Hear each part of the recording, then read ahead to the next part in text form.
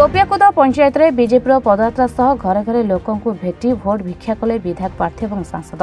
जगतसिंहपुर जिला पारादीप निर्वाचन मंडल गोपियाकुद पंचायत में तालदंडा स्थित शिव मंदिर में पूजार्चना कर निर्वाचन प्रचार आरंभ कर बीजेपी विधायक प्रार्थी संपद स्वाई और सांसद प्रार्थी विभू प्रसाद तराई। सेमानकु मिलुछि समर्थन बढ़ुछि लोकप्रियता। विश्वास भाजन हेउछन्ति बीजेपी विधायक प्रार्थी संपद स्वाई। प्रथम थर पई पंचायत में पदयात्रा करने सह घरे घरे लोकों भेटी आशीर्वाद नेबा सह भोट भिक्षा करिसेंति बीजेपी विधायक प्रार्थी संपद स्वाई और सांसद प्रार्थी विभू प्रसाद तराई। शताधिक समर्थक ने प्रत्येक लोकों घर को जाई आशीर्वाद नेबा सह भोट भिक्षा करिसेंति। तेबे पारादीप निर्वाचन मंडली को बीजेडी गढ़ कहुवा बेले निर्वाचन मंडली रे लोके दीर्घ वर्ष धरी नाना असुविधार सम्मुखीन होउछन्ति। तेबे बीजेपी प्रार्थी संपद स्वाई 2024 साधारण निर्वाचन विजय लाभ करबा परे साधारण लोकों को मौलिक सुविधा जोगाई दे बोली प्रकाश करछन्ति। आज गोपियाकुद पंचायत रे विभिन्न ग्राम रे हमर आज निर्वाचन प्रचार पदयात्रा माध्यम रे घर को घर बुली करूछु।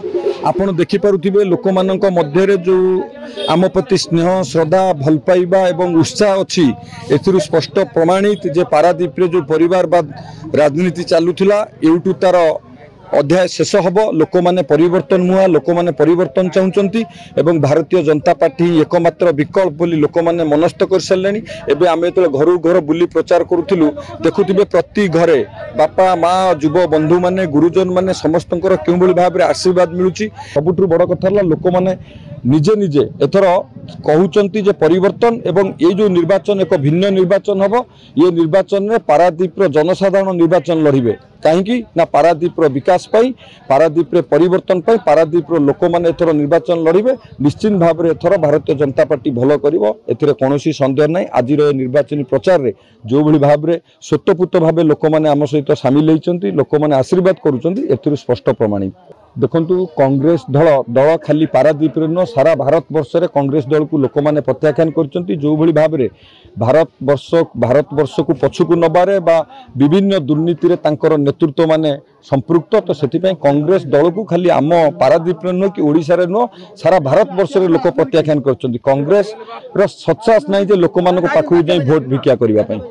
देखु एथर निश्चित भाव में भारतीय जनता पार्टी भल कर कारण एथर निर्वाचन गोटे भिन्न रकम रोचे। आप देखुवे विजु जनता दलर जो प्रचार होची सभा समिति होची एवं भारतीय जनता पार्टी जो प्रचार होची सभा समिति होची एवं विशेषकर साधारण लोकंकर जो उत्साह उद्दीपना अच्छी भारतीय जनता पार्टी पाई एवं परिवर्तन पाई एवं आउ एक मूल कारण है पारादीप परिवारवाद राजनीति को मूलपोच करने विकास में बाधक साजी। तो निश्चित भाव में एथर भारतीय जनता पार्टी एकमात्र विकल्प एथिरे कौन सन्देह नहीं। आमर बीजेपी तरफ गोपियाकुद पंचायत रे आमर विधायक प्रार्थी संपद स्वाई सहित मु प्रचार अभियान अच्छी पदयात्रा अच्छी गोटे स्पष्ट चित्र आसूची जे बर्तमान भारतीय जनता पार्टी विधायक प्रार्थी संपद स्वाई निश्चित तांकर विजय हम। ये पंचायत रे सर्वाधिक भोट से पाइबे ता सहित सांसद प्रार्थी भाव में ये अंचल पुओ भाव में एमानकर सुख दुख समस्या संगे मु थिबा कारणरू सर्वाधिक भोट वर्तमान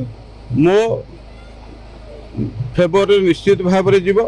तेणु आमर आगामी निर्वाचन में भारतीय जनता पार्टी विजय सुनिश्चित। बीजेपी सपक्ष जनमत अच्छी मोदी जो भली भाव में जनकल्याणकारी योजना प्रति घरे घरे पहुंची लोक से कथा को भावुंट एवं मोदी सपक्ष जनमत थिला बेले मोदी लहर थिबा कारणरू एठी विधायक प्रार्थी एवं सांसद प्रार्थी निश्चित भाव में अधिक जनमत को लेकर आमे निर्वाचन रे विजय हो। ये कथाटा लोक ग्रहण कर निष्पत्ति कर। देखो कांग्रेस अस्तित्व किसी ना अतीत दिन जे कांग्रेस प्रार्थी होते सी बर्तमान बीजेडी शिविर रे किंतु ये कांग्रेस को धरी रखा लोक तांकर केही नाहंती एवं कांग्रेस लोक माने सेमानकर आस्था आम उपरे अच्छी एवं सेमानकर समर्थन आम सपक्ष वर्तमान अच्छी।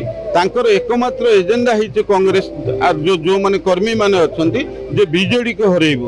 तेणु से दृष्टिकोण से माने आम संगे मध्य जोड़ी होउचंदी एवं ये विजय रे आमे जे भारतीय जनता पार्टी कांग्रेस एठी बीजेडी ये समस्ते एकाकार होइचंती वर्तमान आमर दुई प्रार्थी के जितेबा पई। Paradip Prashant Kumar report reporters today.